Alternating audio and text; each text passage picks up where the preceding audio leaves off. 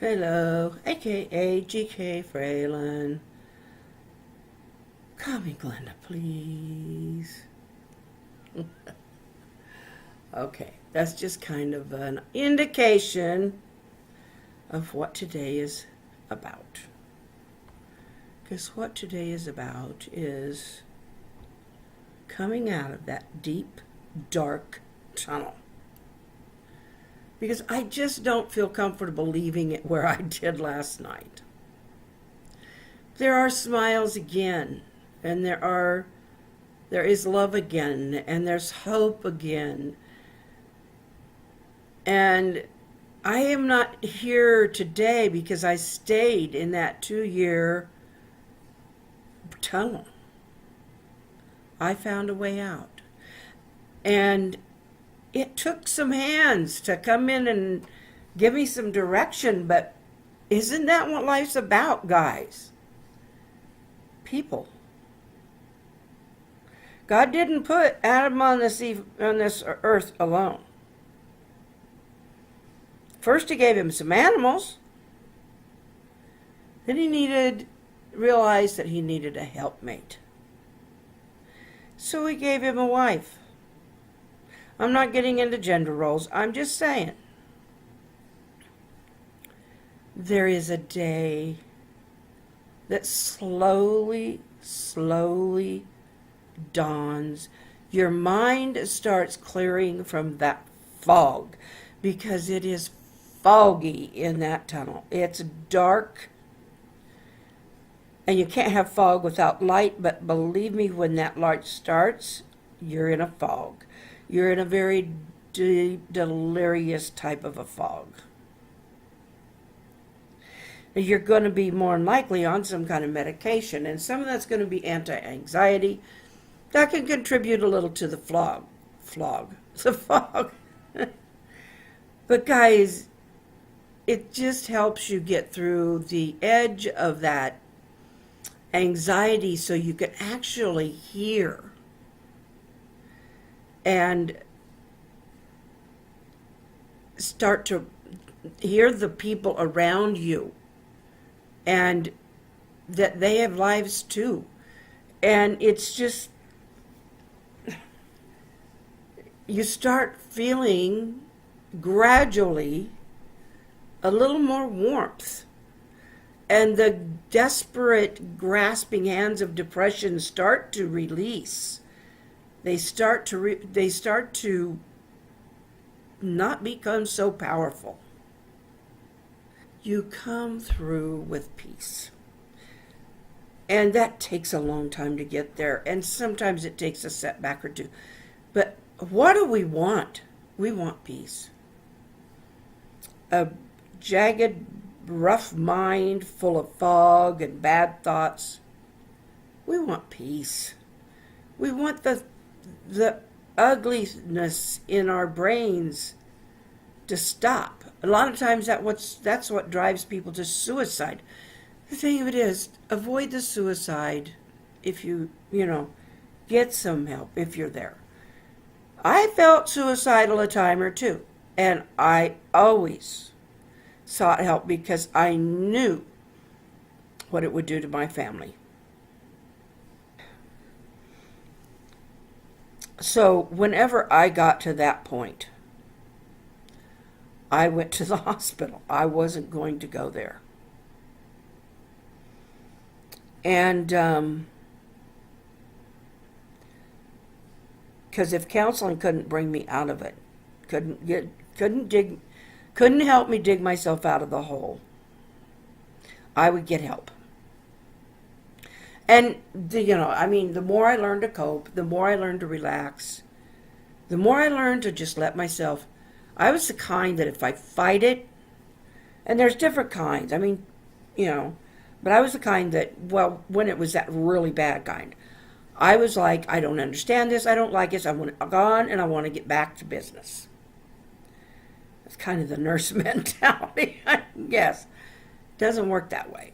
But the fact of the matter is, you can come through. And I didn't talk because I was limited on time.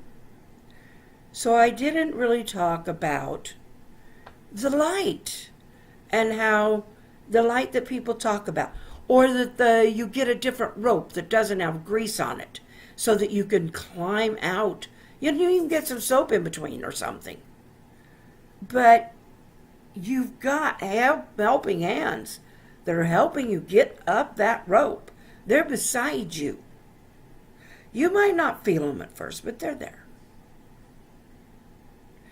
For me, it was my husband, my doctors, my minister, my best second mother, my best friend. She's always been one of my best friends. They know me better than anybody. And it just, they always knew I had problems with my nerves. This was a little extreme, but they were all willing to just come together and talk and find out, because I was screaming, I can't pray. I have never had that experience where I could not pray. I could say words, but I felt no connection. It was the chaos in my mind. And when that chaos goes and slowly clears up, and you start dawning on yourself that, hey, I still have a family. I still have my God. I still have my friends, the true friends who've stuck by me. I still have all of that. And by golly, I am very fortunate. I am probably one of the most fortunate people on this earth. Because there's a lot that don't have it. A lot of people who don't have the facilities and the help that we have, and they're just kind of, you can't keep up with the pack. You kind of get left off to the side. We don't do that here. We don't do that. And thank goodness, because you know how they talk about meditation? That just blew my mind for the longest time. Because all I could think about was transcendental stuff that was hippie stuff, and my mind could never accomplish that. It's like, are you kidding? Then I read in Joshua 1, 8, and 9, he talks about the laws of God. Now, I'm not saying that we're still living within that law, but he talks about meditate on these day and night. One thing I had that was still very clear was the songs I grew up with, the songs I worshiped with through my adulthood. I knew the words. I knew the tunes. I didn't even have to say them out loud. I would lay there and I would start my mind thinking about those words of those hymns. Because there were parts of Scripture in a lot of those. But not only that, if I couldn't go and focus to read a Bible, concentrate on it, I had the words of the Psalms, I had the words of the hymns that God inspired. I had the words of some of the songs that I wrote that just, were the joyful type, that talked about how Jesus saves us and how he did what he did for us. And I was able to think my mind through those. That was my meditation technique. Everybody has their own, and I still kind of use that today. And, maybe it's more Bible verses, maybe it's an uplifting poem, Maybe it's, but you need something to grasp onto. They talked about thinking of one word over and over and over till your mind quiets. I can tell you what, my mind was more quiet thinking about the words of a hymn than ever trying to grasp at one word and remember to keep on it. That was stressful to me because it was something I had to just, okay, please, please, peace, peace. I just, some people it works. It didn't for me. So they said, do what works for you. So I did, and it worked.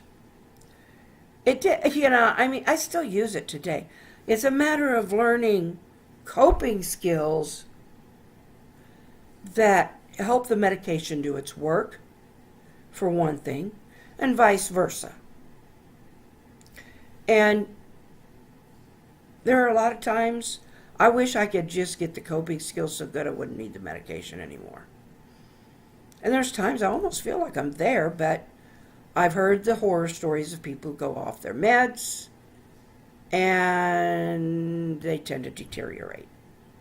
And I still have that tendency to be able to. Last night was hard on me. I just about talked myself back into a depression. And from the reactions I've got today, I could tell you really responded to that. It really was heartfelt for you.